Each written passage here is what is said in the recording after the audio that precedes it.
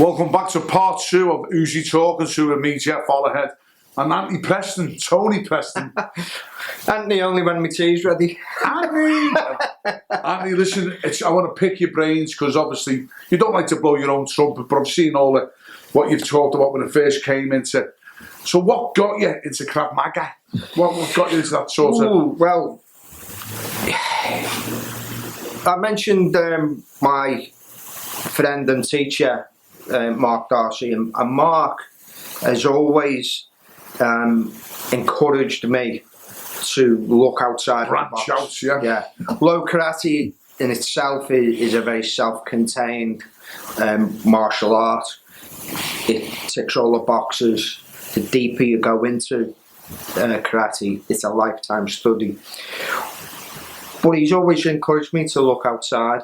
Okay. And I looked to get into reality martial arts, and I found Jeff Thompson from Coventry. Jeff Thompson, is he the big dog and wrote a book? Yeah, he the guy who wrote Watch My Back. Yeah. Very well known in the martial arts world. Also a very high ranked karateka. Yeah. I think he's 7th or 8th dan. Although he's retired from the martial arts world now, and he's a BAFTA award winning filmmaker and writer. Brilliant. But great name, by the way. yeah, great name. Yeah. Half Lapstein, no. I can imagine someone saying, get him. Sorry, mate. Big Jeff Thompson, BAFTA award winner. Yeah. So Jeff is trained something called the Real Combat System. So I trained with Jeff for 6 years. I got 2nd dan with Jeff. How'd you get to meet him? If you don't mind, what was the trail down to? I wrote him an email because we're going off track here a bit, but something that you actually don't know because we've never talked about this privately is I trained in 2008 to become a psychodynamic counsellor, and I became a counsellor. Yeah. And as part of training as a counsellor, I explored my relationship with God. Okay. And being someone I'm either all in or all out, of course, it followed that I ended up training as a minister and became an ordained minister. I trained in a monastery in Manchester. What's psychodynamic counsellor. Yeah. Yeah. All of the mind and. Yeah, I mean it's an action based talking therapy. Yeah. You know, but how I got to meet Jeff was I was supposed to have a placement with a church or you know a priest or a vicar or whatever. Yeah. Okay. And that was never my calling. I was never going to work in a church or become like holy, you know, swinging around. Whatever floats your boat. But that wasn't I wanted to find out about my own relationship with God, so I decided I'll find out. So I wrote to Jeff and I said, I need a placement, and I've read a lot of your books, and he's a very spiritual guy. Yeah. I said, I'm really into martial arts, so can I come and kind of shadow you? So he said, yeah, better than that. He said, come on my masterclass. What a gent, you know. Yeah. So Jeff was very instrumental in how I progressed from kind of being in karate and moving into Krav Maga, because Jeff also encouraged all his students to look at other arts, boxing, judo, jiu-jitsu, Krav Maga, whatever it was that lit your fire. He encouraged you to go and find out about it. So that's That's the root to it. So that's you just looked into. So when you first looked at this Krav Maga, you looked at it and thought, what inspired you to choose to train into it? Well, Shotokan karate, first of all, is what I initially trained in, and it's a very kind of linear kind of art. It's a very strong art. And Jeff's real combat system was also a very explosive, dynamic. Excellent description.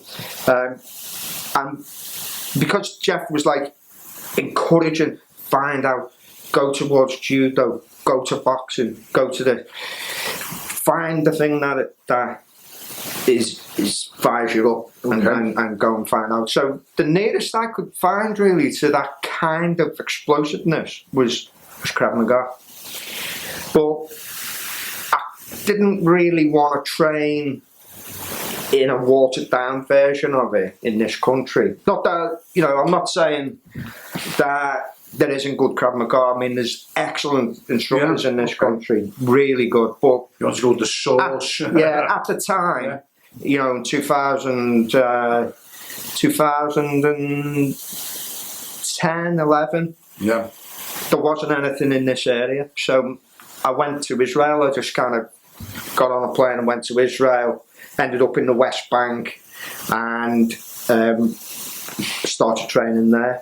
Wow. Yeah. So when you get to Israel, so straight away, did you have connections of Jeff? No, there's no connection to Jeff with Krav Maga at all. It was literally, I'd heard that there was a good instructor, guy, his name is Moshe Katz.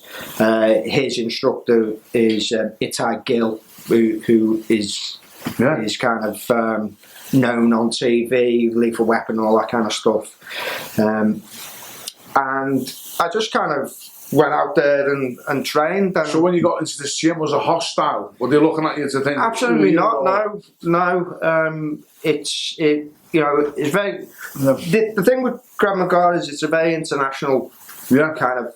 I've seen it. Worldwide. And it's a big family. Yeah, you do have the politics of it, different organisations and that, but I won't go into that. Well, I'm not interested in the politics. I'm interested in the art of this. Yeah, martial arts is a family. If you do martial, you should do boxing. That's right. Yeah. You and me are brothers because you've been involved in testing yourself, and anybody that's really got into martial arts, you continually testing yourself. Fear, facing up to your fears, facing the fears. Yeah. So when in Israel, what was your first sort of techniques they learned you? What stood out? I mean, the thing in Israel is you have to remember that there's a different enemy that they're facing. Most of the stuff that goes on there is weapons based. Yeah. So that there'll be a lot of. Because it's obviously trained with the military. Is that right? Like, say for instance, the British Army trained in some of the defence. There was, I think it was something to do with like taekwondo, stuff like jiu-jitsu sort of. Yeah, the British military. I think there was WF Fairbairn, which was the hand-to-hand combat that was brought through, and the SAS kind of. That's what I'm saying. There's all sorts of. So obviously the Israeli military have got these sorts of techniques. Yeah.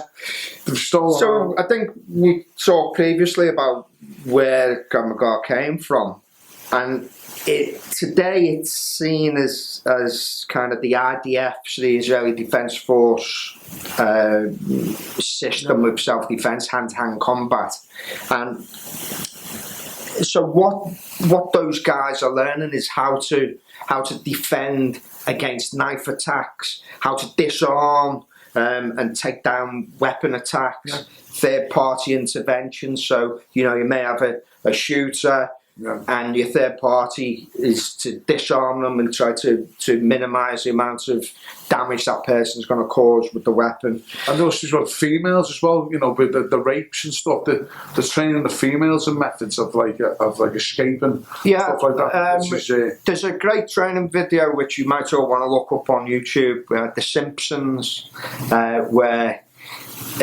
Bart Simpson is doing Krav Maga, and he says in it, no groin, no Krav Maga. So there's a lot of strikes to the groin, which most males will kind of testify that if you take one into the gonads, it's game over. It's game over. Yeah. So you know, it's not just women that are training that technique. Yes, but, fellas as well. You know, we've got to kind of think of that as a target. But this is what I'm trying to say. In its full capacity, it's out to kill. You know, there's people like you said before about breaking arms. If say, for instance, one of the forces, what was that example you gave me about the handcuffs or something? Yeah, I mean, I won't mention any names for, you know, but I was training at a place called Caliber 3, which is over in Israel, and one of the guys was given a kind of debrief afterwards, and he basically said that when you're going to take down a potential terrorist, you know, and cuff him, it wouldn't be out of order that if his arm got broke in the process, to get his hands into position, that would be just the way it goes. You know, it's kind of the political aspects of stuff. If there's a war in progress, things may be a little bit less. Well, if someone bombs someone and kill that many people, you know that you know it's whatever. You know, they're going to do it again, break their arms, whatever, put them in handcuffs. These countries, by the way, you know that there's less tolerance, there's less crimes. If there's like what you forget over here, maybe police are too soft on some people that they continue to do it again and again and again. I think if you got your arms broke or your hands broke, if you robbed something. Yeah, I mean, it's a bit of a hot potato, like, because you know, kind of human rights and everything come into it, don't they, Jeff? But by law you can't. I think let's say if a guy's running along with a Kalashnikov and he's shooting people, you'd probably be less worried about breaking his arm while you're putting the cuffs on than if it was someone that was just a potential suspect. You know, so I think you've got to put it into context for how it's used. So in this gymnasium, then is there a sort of structure where to get the, like you say, was the degrees of belts, and what did you start off with? Yeah, I mean, I've got people that have been training in here since we first started in 2011, and they have literally done no belts. Because they train because they want to train.